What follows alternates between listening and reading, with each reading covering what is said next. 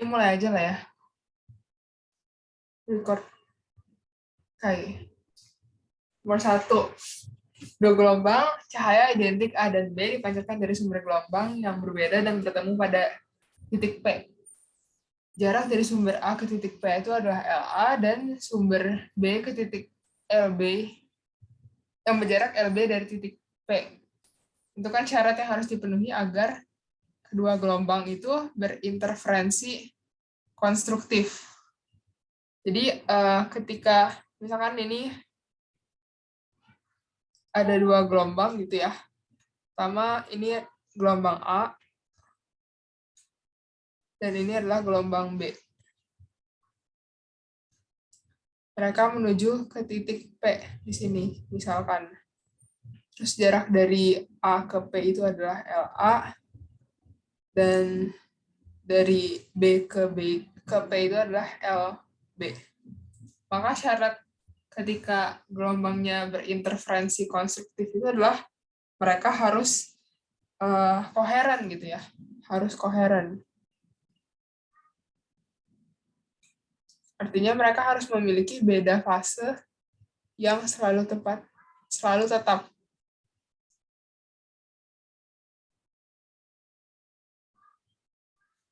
Biar bisa jadi konstruktif gitu. Oleh karena itu, karena beda fasenya harus selalu tetap, maka frekuensi gelombang ini harus sama. Frekuensi gelombang harus sama.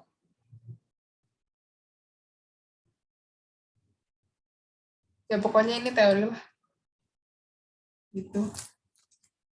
Terus yang kedua, pada sebuah percobaan yang menggunakan sumber cahaya putih. Nah, cahaya putih itu kan cahaya yang polikromatis ya.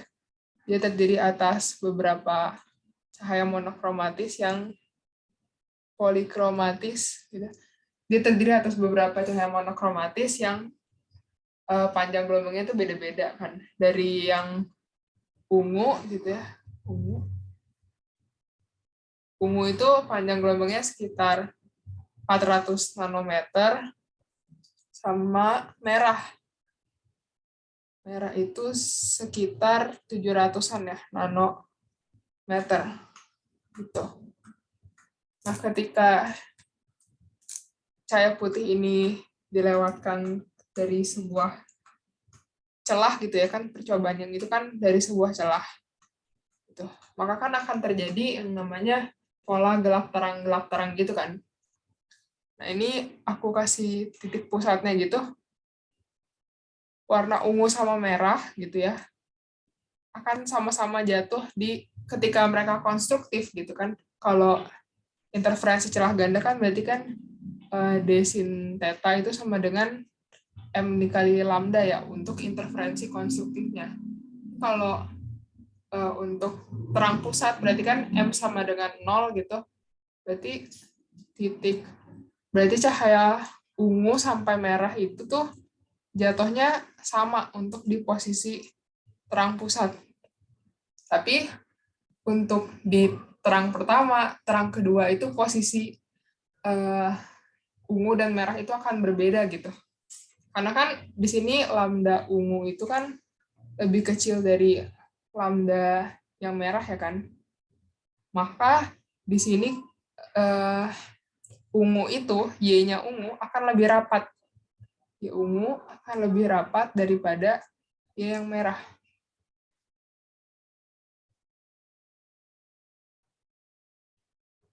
Jadi kalau misalkan digambar, gitu ini misalkan terang pertama, ini terang kedua,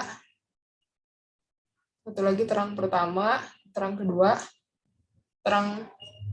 terus yang merah itu akan lebih renggang gitu. Misalkan di sini, ini yang terang pertamanya, ini terang kedua, gitu. Jadi kesimpulannya adalah untuk dua itu yang teramati pada layar yang pertama itu di bagian terang pusat, yang akan teramati itu adalah cahaya putih karena kan semua cahaya monokromatis itu kan terpusat di sini jadi warna putih lagi gitu kan untuk di terang pusat. Sedangkan di daerah lain itu akan timbul gelap terang dengan warna-warna yang berbeda gitu. Untuk nomor 2. Ada yang mau ditanya guys di sini? Gak ada. Oke, aku skip. Lanjut ke nomor 3. Pada percobaan yang digunakan cahaya hijau sebagai sumber cahaya dan pola interferensi kemudian teramati pada layar. Tentukan faktor-faktor yang dapat membuat pola gelap terang dari percobaan yang menjadi lebih rapat. Oke. Nomor 3.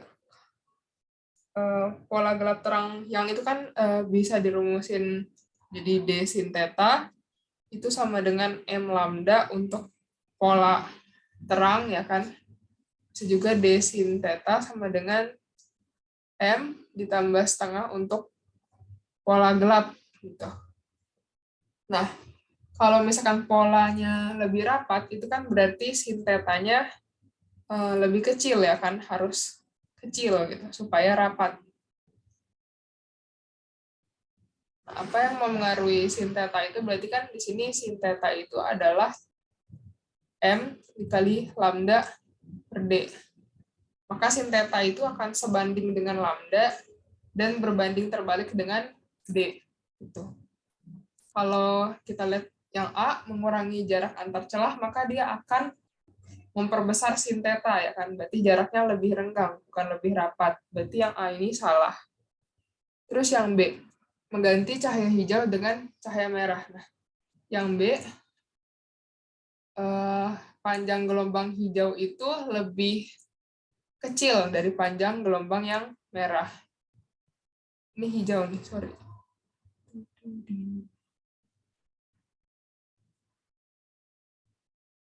Ini bisa jadi, ini awalnya apa? Gelombang hijau ya?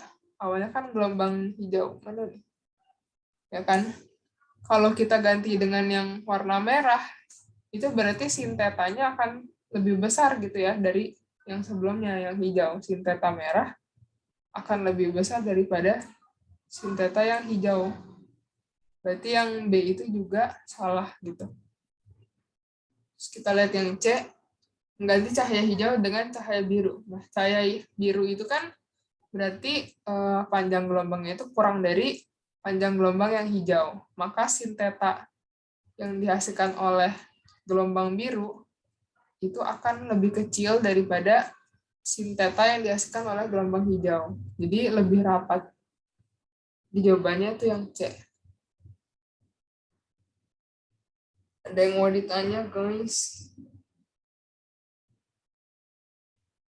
Tidak, saya lanjut. Ada chat. Oke. Cahaya monokromatik dengan panjang gelombang lambda, panjang gelombang lambda ini harusnya typo. Harusnya nggak ada. Tiba pada lapisan tipis sabun yang berada di udara. Berapa fraksi panjang gelombang yang sebanding dengan ketebalan lapisan tipis minimum? Oke, jadi ini kan itu adalah peristiwa interferensi interferensi lapisan tipis ya namanya. Berarti kan kalau sabun ini misalkan kita anggap ini adalah bola sabunnya gitu ya. Ini adalah udara, ini adalah sabun, ini udara di sini. Oke, di sini kan memiliki nilai indeks refraksi yang berbeda ya kan. Untuk udara itu N-nya itu 1. Kalau sabun itu sekitar 1,4 kali ya. Kalau balik lagi ke udara 1. Oke, jadi ketika ada cahaya gitu ya melewati sabun, sebagian akan diteruskan dan sebagian itu akan dipantulkan gitu. Jadi misalkan ada cahaya datang dari sini ke sini, nah sebagian dari sini itu akan diteruskan ke bawah sini dan sebagian lagi ada yang dipantulkan ke atas.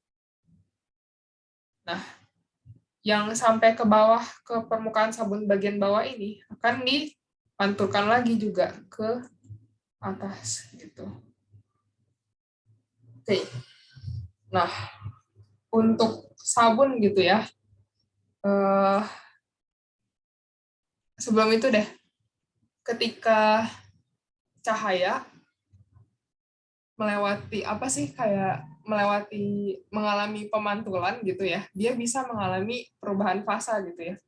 Karena kan contohnya ketika cahaya ini datang, dia punya fasa sebesar pi gitu ya. Ketika dia dipantulkan, fasanya ini bisa berubah gitu. Nah, perubahan fasa itu kan bisa dipengaruhi oleh 3 faktor ya. Yang pertama itu adalah refleksi atau pemantulan. Nah, pemantulan itu bisa mengakibatkan perubahan fasa. Yang kedua itu adalah perbedaan panjang limpasan. Ini juga bisa mengakibatkan perubahan atau perbedaan fasa. Gitu. Oke. Nah, untuk refleksi gimana sih pengaruh perubahan fasa ini? Nah, jadi ketika cahaya, aku gambar lagi, itu bergerak dari medium yang lambat gitu ya, yang kecepatannya lebih lambat ke yang lebih cepat. Maksudnya di sini kecepatan cahayanya ya, dia memantul gitu di sini. Maka ini tidak akan terjadi perubahan fasa. No shift in phase gitu. Nggak ada perubahan fasa. Sedangkan kalau dia datang dari daerah dengan kecepatan gelombang elektromagnetik yang lebih cepat ke yang lebih lambat gitu ya, maka akan terjadi perubahan fasa sebesar pi gitu, pi shift in phase, atau sebesar setengah lambda gitu. Nah, sekarang kalau kita amatin dari sabun, pertama kan datang dari udara ke sabun gitu ya. Kecepatan cahaya di udara jelas lebih besar gitu kan dari kecepatan udara yang ada di sabun. Artinya dia datang dari medium yang lebih cepat ke medium yang lebih lambat gitu kan. Berarti ada perubahan fasa nih sebesar pi di sini untuk pemantulan yang ini. Sedangkan untuk pemantulan yang kedua, itu kan dia dari sabun menuju ke udara gitu kan, dari medium yang lebih lambat ke medium yang lebih cepat. Maka tidak ada perubahan fasa. Di sini fasanya tetap pi gitu ya. Nah, terus sekarang untuk interferensi apa sih lapisan tipis itu kan yang berinterferensi adalah si ini yang dipantulkan R1 dan R2 ini. Ketika mereka ini dipantulkan sama-sama gitu ya, akan menimbulkan interferensi. Nah, interferensinya itu bisa konstruktif atau destruktif. Nah, untuk interferensi yang konstruktif itu pada lapisan tipis, maka delta pi totalnya itu harus sama dengan kelipatan dari 2pi. Gitu.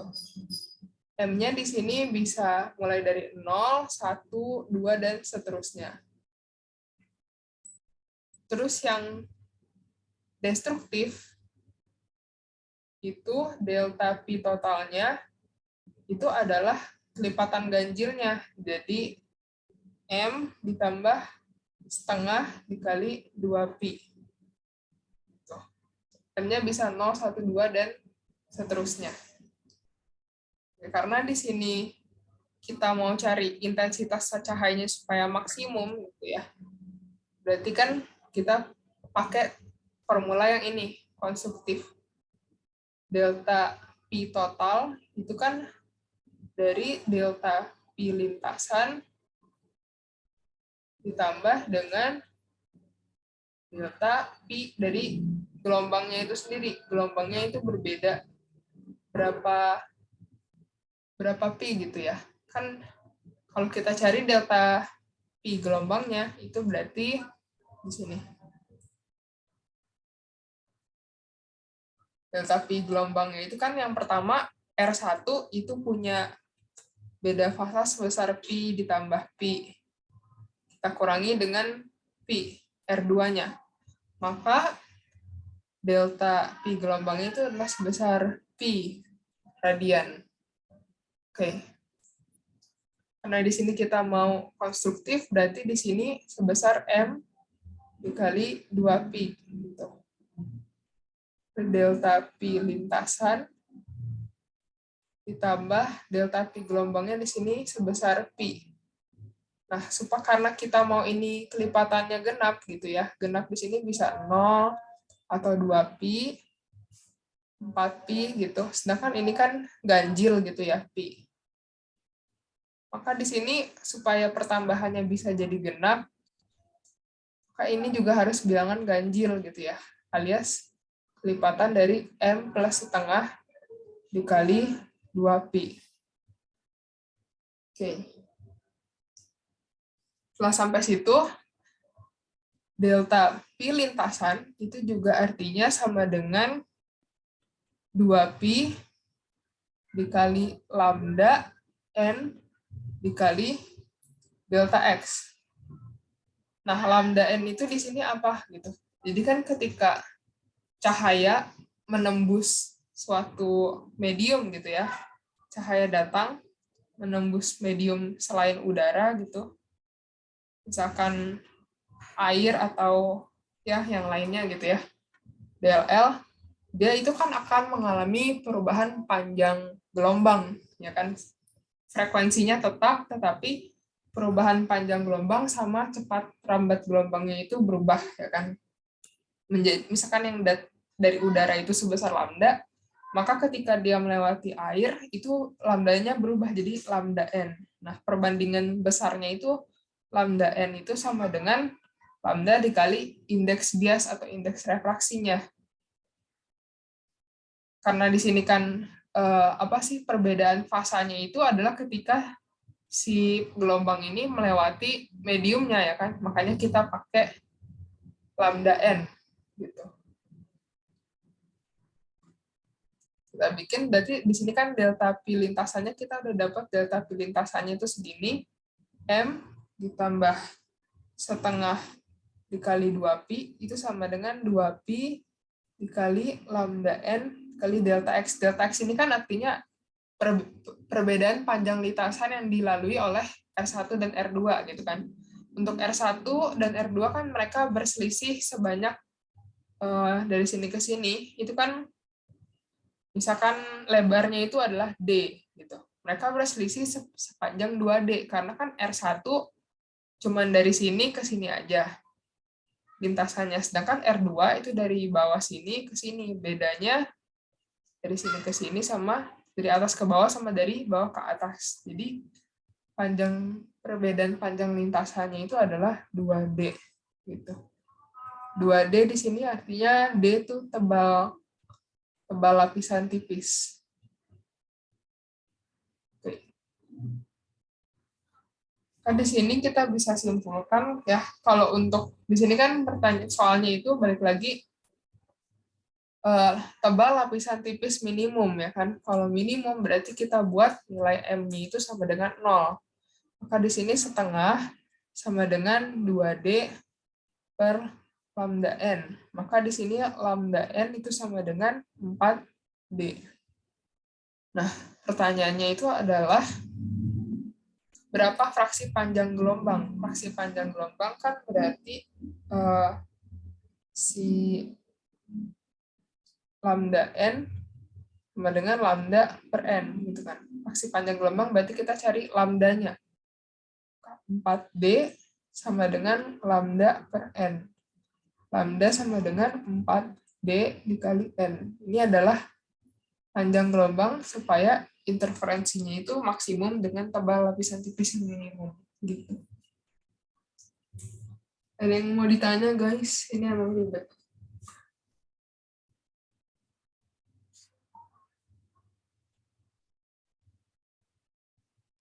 Mel, tadi kenapa jadi 2D, Mel? Oh, Devi udah datang ya. 2D itu karena perbedaan panjang lintasannya, Dev. Untuk R1 ya kan, R1 kan, ntar ganti warna biar kelihatan. R1 itu kan dia dari sini ke sini, R1 ini. Sedangkan R2 itu dari panjang lintasannya, dia bergerak ke bawah, terus memantul lagi ke atas. Nah, perbedaan panjang lintasan mereka berdua ini kan sepanjang 2 kali dari tebal si lapisan tipis ini, jadi 2D gitu. Oke. Kasih Mil. Oke, aku lanjut ke nomor 5. Pilihlah dari pernyataan-pernyataan berikut yang paling tepat untuk menjelaskan mengapa fenomena difraksi pada gelombang bunyi teramati. Nah, ini jawabannya yang C. Udah ya, ini teori. Baca aja. Oke, lanjut ke nomor 1.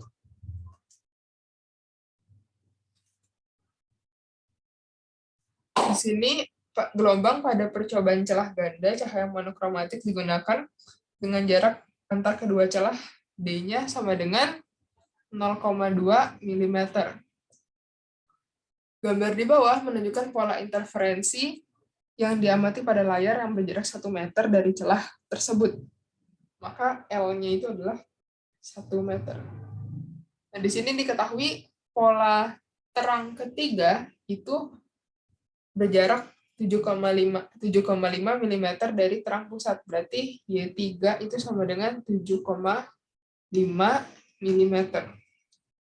Di sini pertanyaannya adalah panjang gelombang cahaya monokromatik. Jadi kan karena ini interferensi celah ganda, kita bisa pakai formula D sin theta sama dengan M lambda. Di sini kita berarti lambda sama dengan D sin theta dibagi M.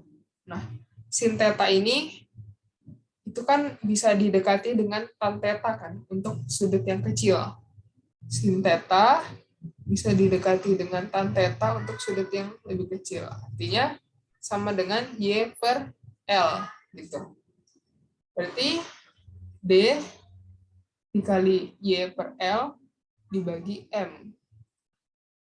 Maka lambda sama dengan D-nya tadi 0,2 kali 10 pangkat minus 3 dikali nilai Y-nya Y3 di sini, maka M-nya ini adalah 3 gitu ya. Y3-nya 7,5 kali 10 pangkat minus 3 dibagi 1 per 3. Itu dapat nilai lambdanya. Lanjut ke nomor 2. Selembar plastik menutupi salah satu celah dari perangkat percobaan celah ganda. Ketika celah ganda disinari oleh cahaya monokromatik, ini N plastik sama dengan 1,6, lambda cahayanya itu, lambda udaranya 586 nanometer. Oke. Ini keadaan biasanya ya. Keadaan biasanya kan berarti di bagian tengah itu adalah terang pusat gitu. Misalkan ada cahaya gitu dari 2 lubang di sini. Ini adalah terang pusat gitu ya, titik ini.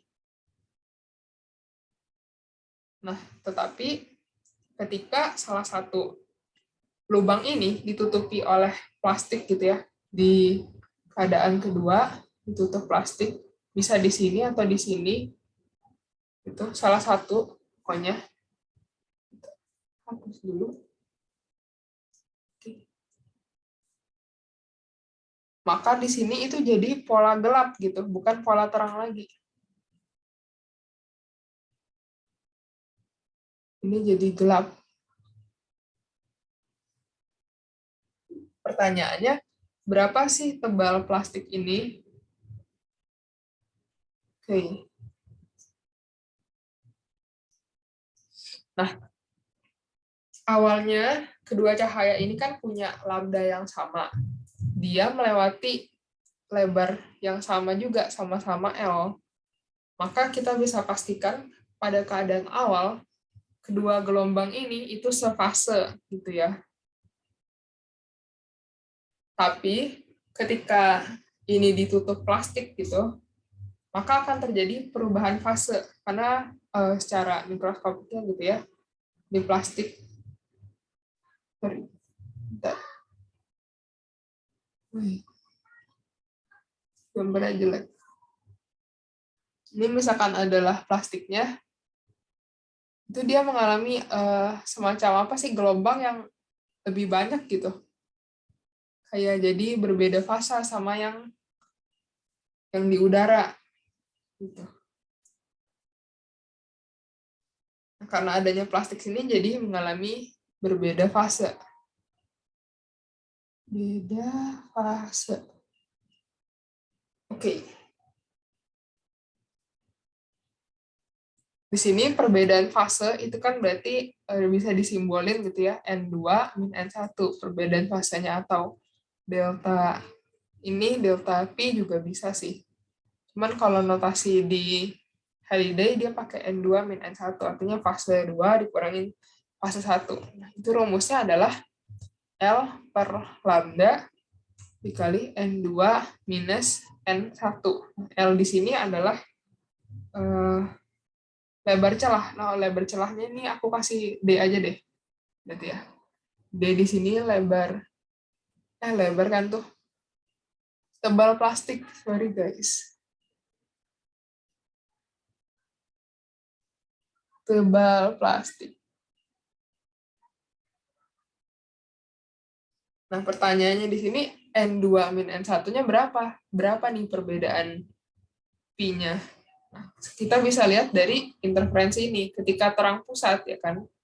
Berarti kan delta Pi-nya itu adalah M lambda gitu ya, kelipatan dari lambda. Tapi ketika gelap gitu, perbedaan fasenya itu adalah M plus setengah kali lambda, karena kan dia destruktif gitu ya. Maka di sini kita bisa simpulkan kalau gelombang 1 dan gelombang 2 itu berbeda setengah fasa, ya kan. Maka di sini setengah lambda, berbeda setengah lambda atau sebesar pi dalam radian gitu ya. Setengah lambda sama dengan D-nya di sini yang kita cari dikali per lambda. Lambdanya itu tadi 586 kali 10 pangkat minus 9. N2 min N1. N2-nya itu adalah plastiknya 1,6 min 1. Nanti di sini kita bisa dapat nilai D-nya berapa. Gitu. Ada yang mau ditanya di sini? Mel, N1 tadi dari mana, Mel? Yang mana? Yang N2, N kecil 2 sama N kecil 1 itu. Oh, N ini adalah indeks bias atau indeks refraksi. Di sini dikasih tahu di soalnya kalau indeks bias plastik kan 1,6. Kalau udara ya udah pasti 1. Gitu. Oke. Lanjut ke nomor 3.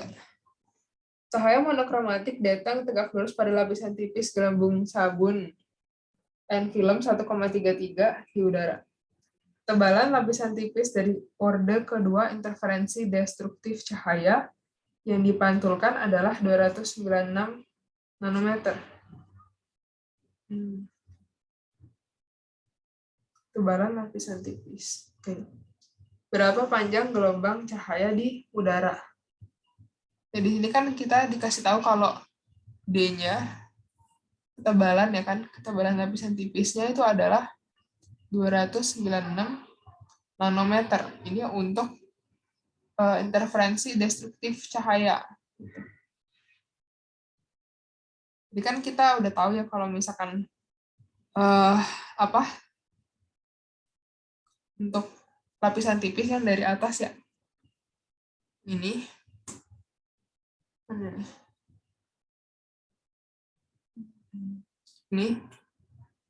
gitu ya. Kalau untuk destruktif maka delta Pi totalnya itu adalah M ditambah setengah 2 lambda gitu. Kita cari aja.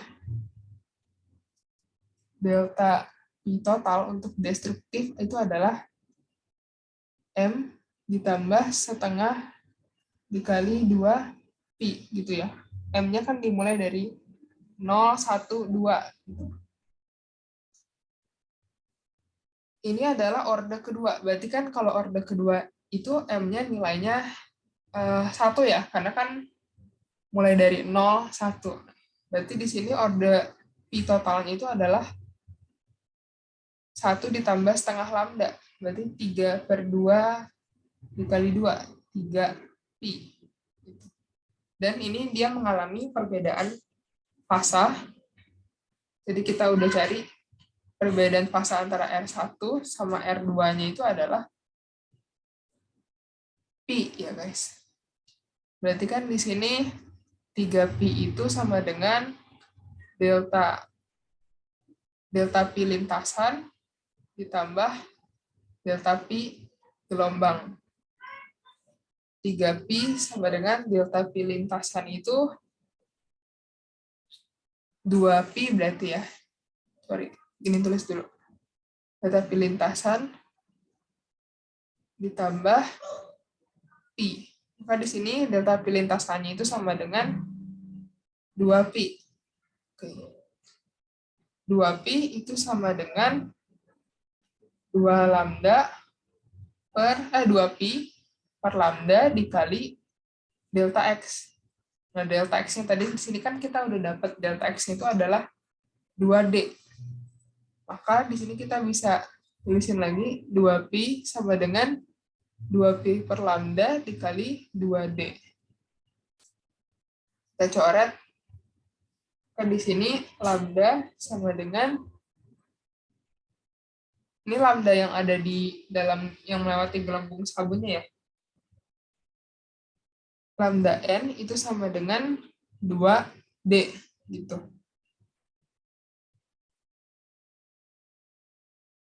Berarti 2 dikali D-nya itu adalah 296 kali 10 pangkat minus 7. Nah, sekarang pertanyaannya adalah panjang gelombang di udara. Di udara kan berarti kita cari lambda. Lambda udara itu sama dengan, tadi kan lambda di N itu sama dengan lambda udara dibagi N, indeks bias. Maka lambda udara sama dengan lambda N dikali dengan N. Berarti tadi di sini 2 dikali 296 kali 10 pangkat minus 7 dikali 1,33. Kayak gitu. Benar tidak ya? Agak ragu.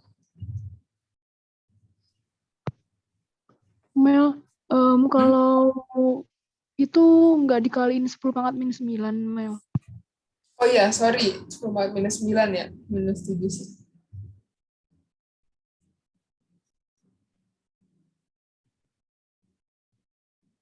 Minus 9. Oke. Ada yang mau ditanya guys? Sebenarnya aku bingung sih. Ini kan orde kedua. Itu kita M-nya pakai 1 atau 2 ya? Agak lupa. Bentar, lihat atas.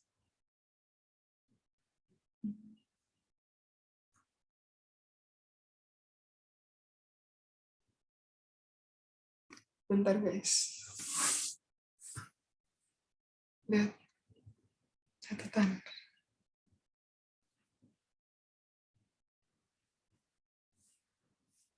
Oh ya guys, kalian udah pada vaksinasi booster belum buat? Ya, itulah UTS gitu katanya.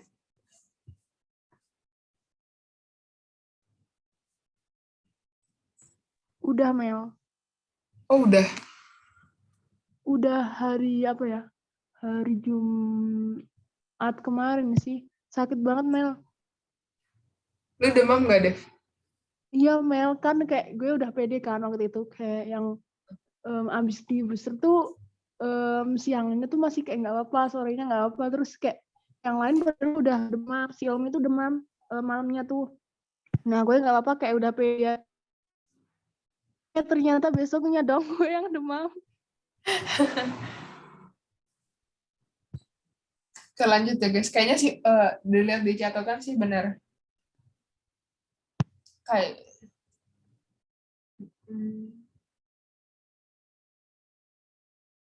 Lanjut ke nomor 4.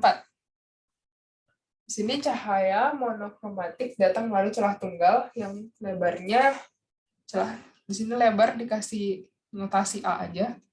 5,6 kali 10 pangkat minus 4 meter. Terus pola difraksi terbentuk pada layar yang berjarak 4 meter, maka L sama dengan 4 meter. Jika jarak antara terang utama dan pola gelap pertama adalah 3,5 mm, gitu. Berapa panjang gelombang cahaya tersebut? Ini kan difraksi ya. Kalau difraksi berarti kita bisa pakai formula A sin theta itu sama dengan M dikali lambda. Ini untuk pita gelap. Dengan M-nya itu mulai dari 1, 2, dan seterusnya. Ini kita bisa masukin berarti 5,6 kali 10 pangkat minus 4. Sin theta-nya itu berarti adalah Y per L gitu. Y-nya di sini 3,5 mm, berarti 3,5 dikali 10 pangkat minus 3 per L-nya 4 sama dengan di sini jarak antara terang utama dengan pola gelap pertama, berarti M-nya itu adalah 1 dikali lambda. Kita dapat lambdanya dari sini. Oke, sekarang lanjut ke nomor 5. Berapa jumlah pola gelap yang akan dihasilkan di kedua sisi yang terang utama jika cahayanya itu lambda sama dengan 651 nanometer. Datang pada sebuah celah tunggal yang lebarnya 5,47 kali 10 pangkat minus 6. Berarti kan ini kan adalah sebuah peristiwa difraksi lagi ya. Kan ada sebuah celah itu di sini. Berarti kan ada cahaya memancar dari celah ini dengan sudut theta gitu ya. Ini Y, ini panjang ini itu adalah L. Nah, di sini kan di permukaan ini kan akan terbentuk pola gelap terang terus ya. Ini terang terus nanti kayak gini kalau difraksi. Terang sampai seterusnya gitu ya. Kita nggak tahu gitu batasnya sampai mana. Cuman ada sesuatu yang membatasi itu adalah nilai sin theta. Nilai sin theta itu kan maksimumnya cuma bisa sampai 1, ya kan? Berarti di sini kan pertanyaannya adalah nilai maksimum ya.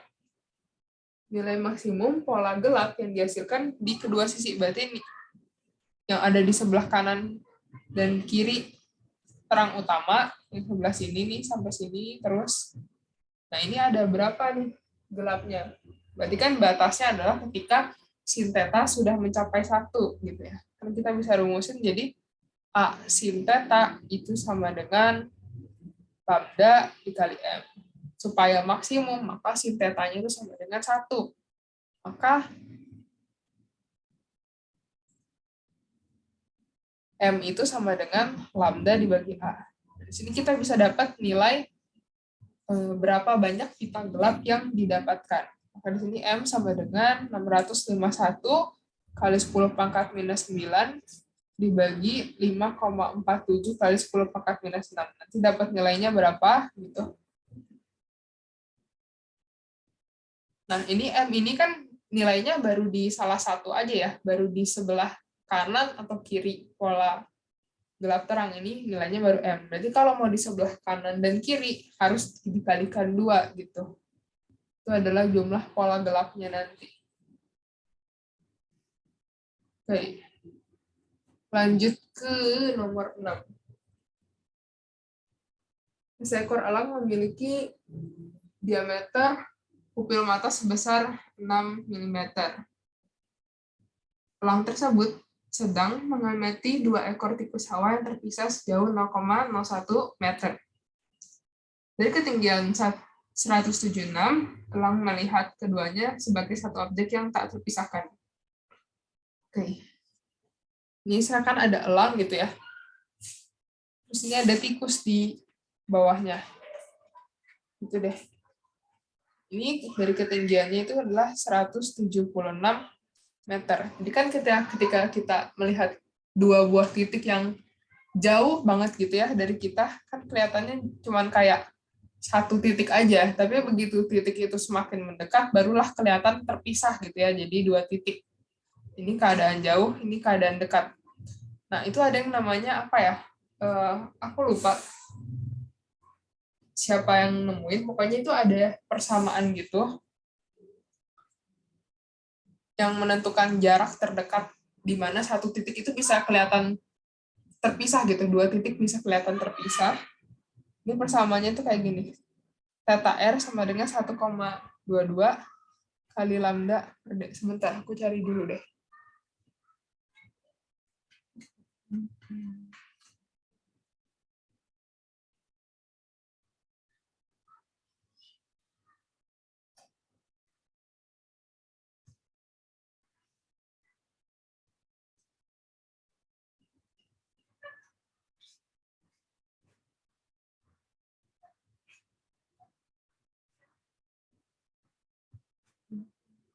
Nah, ini Rayleigh's criterion. Jadi kan kelihatan kan ya guys dari Zoom bukunya Halliday. Sejawab siapapun. Kelihatan, Mel. Oke, nah Rayleigh's criterion ini kan dari jauh itu adalah dua titik. Ini akan kelihatan menempel gitu ya kalau dari jarak jauh banget. Nah, ada suatu saat gitu ya, suatu jarak gitu, di mana ketika dua titik ini akhirnya bisa dilihat terpisah oleh mata kita gitu. Nah, persamaannya itu adalah delta R sama dengan 1,22 kali lambda per D gitu. Oke. Lanjut ke sini lagi. Di sini diketahui ya kalau misalkan lambdanya itu tadi sebesar 550 kali 10 pangkat minus 9 meter. Terus D itu di sini, D itu adalah jarak antara jarak pupil. Apa sih jarak? Ya, jarak pupil. Atau misalkan kalau nanti di kamera gitu ya, jarak lensa. Atau diameter, sorry. Jarak sih. Diameter pupil atau nanti diameter lensa kalau di kamera. Nah, theta R ini sebesar D per L. L ini adalah jarak minimum supaya dua titik itu bisa terlihat terpisah gitu. Supaya dua titik terlihat terpisah.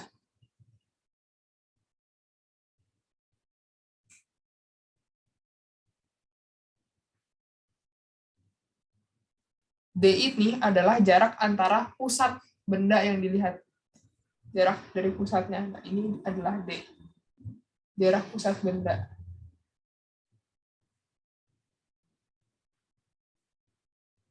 Nah, ini kita bisa tulis jadi D per L besar sama dengan 1,22 lambda dikali D. Nah, di sini pertama-tama kita harus cari L-nya dulu. Maka L itu sama dengan D dikali D kecil per 1,22 lambda. D besar di sini itu jarak pusat benda alias jarak antar tikusnya itu terpisah sebesar 0,01. Jarak atau diameter pupilnya itu sebesar berapa ini? 6 kali 10 pangkat minus 3 meter per 1,22 dikali 550 kali 10 pangkat minus 9.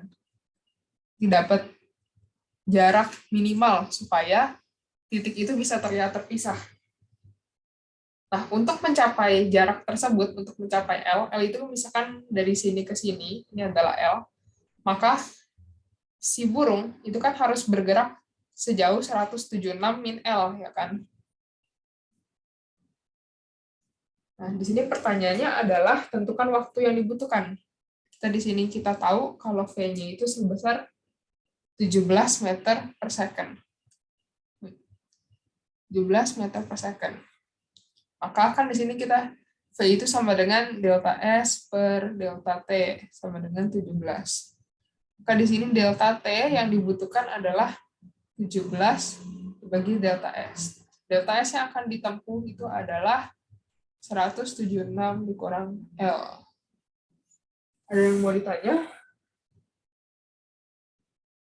Salah ya? Kebalik.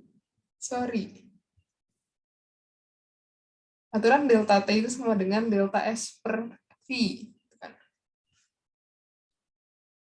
Delta S per V-nya di sini 17. Berarti kan 176 min L per 17. Nanti dapat delta T-nya berapa. Gitu. Oke, lanjut ya. Nomor 7. Ini masih Rayleigh equation yang tadi. Di sini diketahui bahwa jarak antara lingkaran yang pertama yang jari-jari besar itu sama dengan 4 cm. Sedangkan yang kecil itu adalah 1 cm. Kan tadi kan nilai D besar itu sama dengan jarak antara pusatnya ya kan. Berarti jarak antara pusatnya di sini sama dengan 5 cm. Atau 5 kali 10 pangkat minus 2 meter. Berarti kita di sini bisa pakai persamaan yang sebelumnya tadi, yang D per L sama dengan D besar per L itu sama dengan 1,22 kali lambda per D. Oke. Di sini sama, kita cari nilai L-nya, jarak maksimum gitu, di mana kamera dapat membedakan, berarti L sama dengan D dikali D per 1,22 lambda. Tinggal masukin aja angkanya. Oke.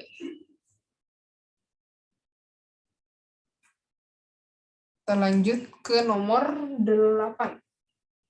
Sebuah kisi difraksi dengan 2604 garis per meter menghasilkan maksimum utama pada theta sama dengan 30 derajat.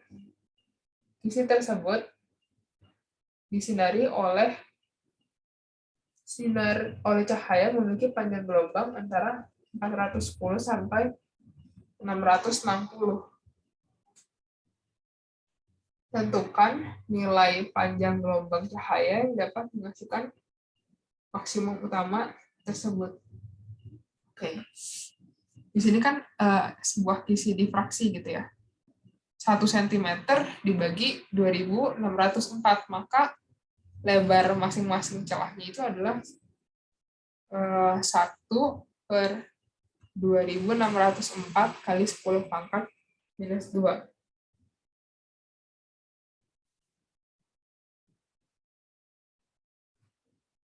Oke, meter di sini. Lalu di sini ada kata-kata maksimum utama gitu ya, berarti kan sampai ke gelap yang pertama gitu. Dari sini maksimum utama itu dari sini sampai sini. Akan menghasilkan maksimum utama dengan besar tetanya tertentu gitu di sini. Nah, di sini dikasih tahu kalau tetanya itu sama dengan 30 derajat. Maka di sini kita bisa tulis D sin theta sama dengan M lambda. D-nya tadi 1 per 2604 kali 10 pangkat minus 2, sin theta-nya itu sin 30, kali M-nya itu adalah bisa berapa aja gitu, dikali lambda. Oke. Nanti di sini kita dapat nilai M lambda-nya itu sebesar 1920 nm. Gitu. Nah, di sini kan ada gelombang, rentangnya itu 410 sampai 660 nanometer. Nah, berapa aja nih yang bisa menghasilkan terang gitu. Pertama, untuk M sama dengan 1, maka nilai lambdanya itu adalah 1920 nanometer. Nggak ada gitu di dalam rentang panjang gelombangnya. Maka tidak bisa menghasilkan maksimum utama. Terus M yang kedua, berarti lambdanya sama dengan 1920 dibagi 2, 960. Untuk M sama dengan 3, lambdanya sama dengan 640.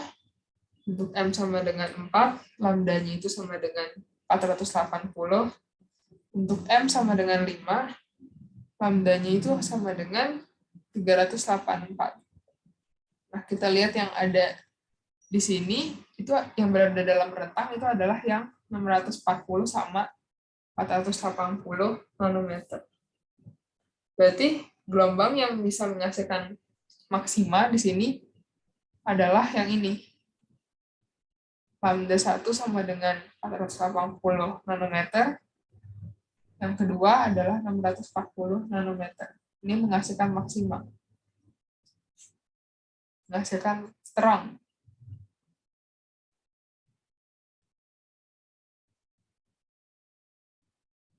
Ada yang mau ditanya guys di sini? Tidak ada. Skip ke nomor 9. Nomor 9 ini riwah banget. Oke, nggak apa-apa. Ini aku gambar, ini adalah kaca, ini kaca gitu ya. Ini aku gambar di bagian yang B aja ya. Terus ini adalah plastiknya. Terus ini adalah udara. Jadi ketika cahaya ini datang gitu ya, tegak lurus kaca, dia bakal melewatin kaca gitu, menembus kaca ke dalam, terus dipantulin lagi. Yang pertama itu adalah pemantulannya itu dari sini, sini ke sini. Ini kita sebut R1. Pemantulan kedua itu dari permukaan atas plastik ke atas. Jadi kita sebut R2. Jadi di sini kan dikasih tahu kalau N kaca itu sebesar 1,5, lalu di sini N plastik itu sebesar 1,2, N udara di sini adalah 1. Oke, sekarang kita lihat yang R1. R1 ini kan dipantulkan dari kaca ke udara ya kan? Dari kaca ke udara. Salah tulis. Alias dari medium yang kecepatan udaranya lebih lambat ke yang lebih cepat gitu. Maka tidak terjadi perubahan fasa.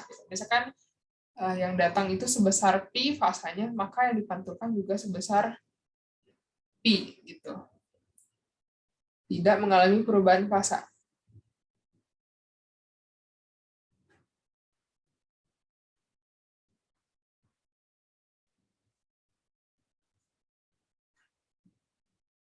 Terus ketika kita lihat yang R2 itu kan dipantulkan dari plastik ke udara.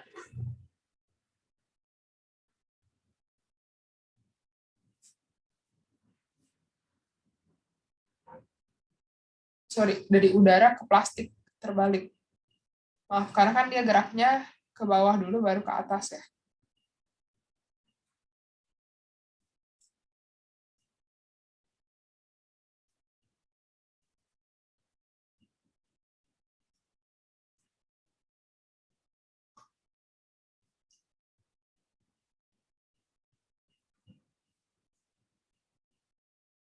Ini akan mengalami perubahan fasa gitu, karena kan dia gerak dari yang medium yang lebih cepat ke medium yang lebih lambat.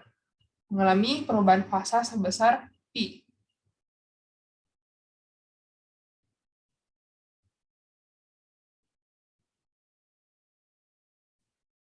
Berarti ini pi ditambah pi gitu. Perubahan fasanya sebesar itu. Supaya ini ribet, bingung ngejelasinnya. Oke. Di sini karena kita lihat ya di B itu adalah pola interferensi yang gelap gitu ya, berarti yang destruktif. Maka di sini kan delta P totalnya itu adalah kelipatan ganjil. M ditambah setengah 2Pi. Dengan M-nya itu bisa 0, 1, 2, dan seterusnya. Oke. Di sini kita delta Pi total itu adalah tadi delta Pi lintasan ditambah dengan delta Pi gelombang. Jadi kan kita udah tahu kalau delta Pi gelombangnya itu sebesar Pi, ya kan? Pi ditambah delta Pi lintasan ini sama dengan delta Pi total untuk destruktif sama dengan M ditambah setengah kali 2Pi. Nah, ini kan adalah ganjil. Ini juga adalah bilangan ganjil gitu ya, kalau udah dimasukin M-nya. Maka supaya bilangan apa gitu ditambah ganjil jadi ganjil, maka ini adalah harus genap dong ya. Maka delta Pi lintasan itu harus merupakan kelipatan dari 2Pi atau M dikali 2Pi. Gitu. Terus ini ada yang mau ditanya dulu, guys? Oke, tidak ada. Dan aku lanjut. Kayak agak sulit nggak sih, Mel? Apa? Yang nomor ini agak susah gitu sih. Iya sih, emang. Oke. Nggak apa-apa. Ini berarti kan delta Pi lintasannya itu adalah 2Pi per lambda. Lambdanya di sini adalah lambda yang melewati lapisan yang dihitung ya, delta X-nya. Yang di sini kan yang dihitung delta X-nya adalah si udara ya kan, berarti lambda di udara gitu ya, dikali dengan delta X di udara.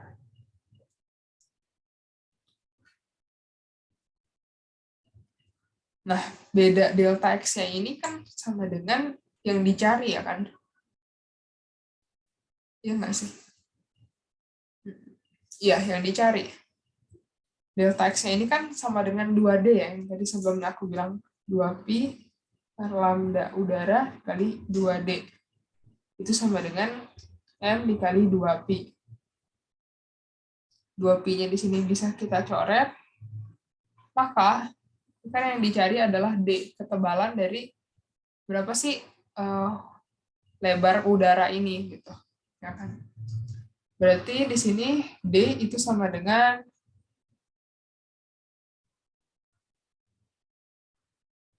M dikali lambda di udara dibagi 2. Gitu. Sekarang tinggal kita masukin aja deh nilai M-nya sama lambda di udaranya. Nilai M-nya kan berarti kan ini gelap pertama 0, 1, 2, 3, 4, 5, 6. Maka nilai M-nya itu sama dengan 6 dikali lambda di udara. Lambda di udaranya tadi 520 nanometer gitu ya, dibagi 2.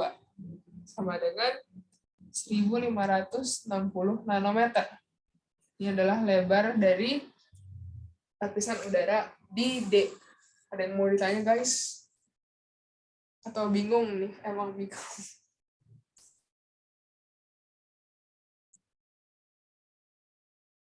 Nggak ada? Oke, saya skip. Ke nomor 10. Cahaya dengan panjang gelombang lambda jatuh tegak lurus pada 2 celah. Sebuah celah memiliki lebar. Lebar notasinya A aja, 2 mikrometer. Dan jarak antar celah D sama dengan 5 mikrometer. Oke.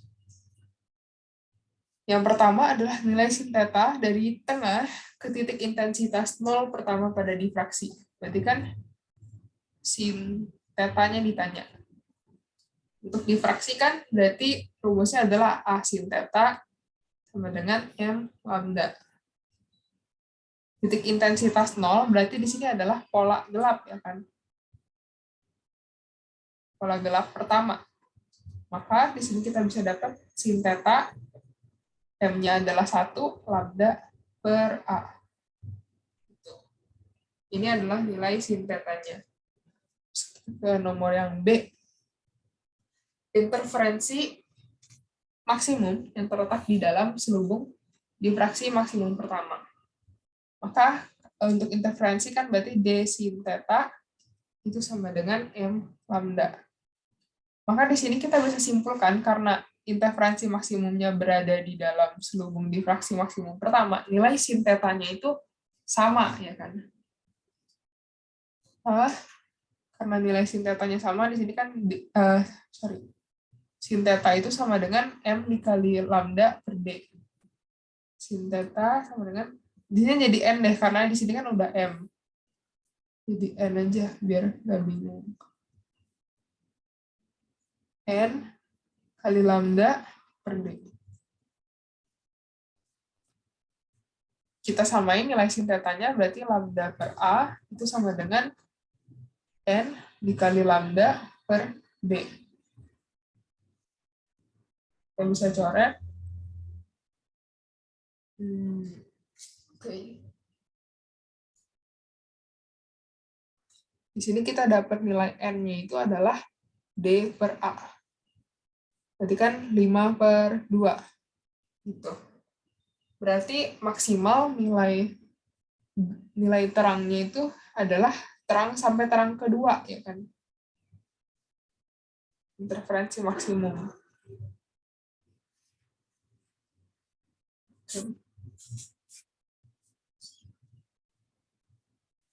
Terus yang C itu kita disuruh mensketsakan intensitas sebagai fungsi dari sin theta.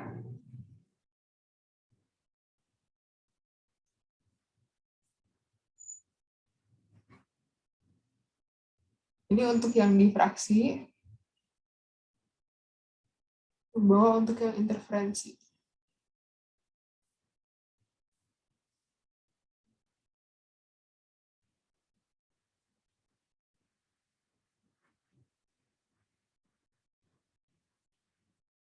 Oke. Tadi kan difraksi sama interferensi itu berhimpit di sin theta-nya itu sama dengan lambda per A, ya. Sama 5 per 2 lambda per D. Berarti untuk difraksi gitu ya, pertama difraksi dulu, aku gambarin di sini itu adalah lambda per A, di sini adalah minus lambda per A. Maka pola gelap pertamanya ini akan jatuh di sini nih, intensitasnya. Ini adalah diagram intensitas. Maaf, susah.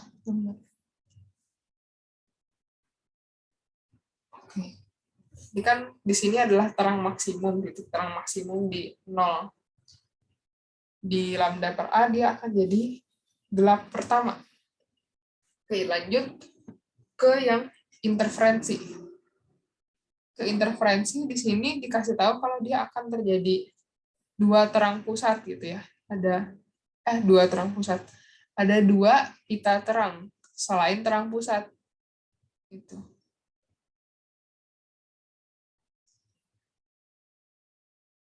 Ini berhimpit di 5 per 2 lambda per D.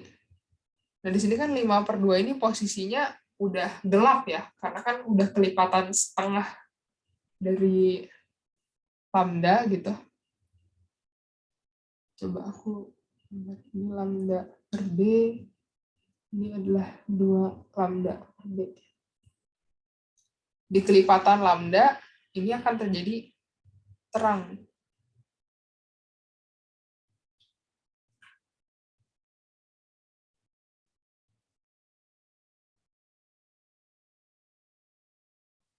Kelipatan lambda itu kan berarti di titik-titik ini. Minus 2 lambda per D, minus lambda per D, lambda per D sama 2 lambda per D. Ini kita gambar aja nih.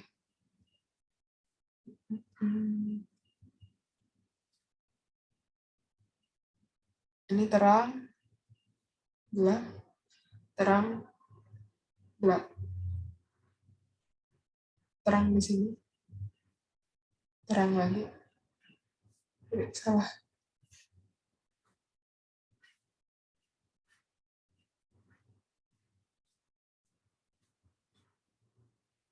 Nah, gitu guys. Jadi gambar. Ini adalah terang pusat, terang ke 0 gitu. Terang ke 1, terang ke 2.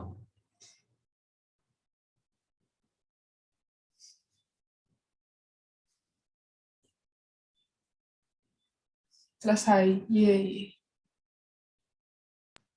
Mel, tanya tugasnya.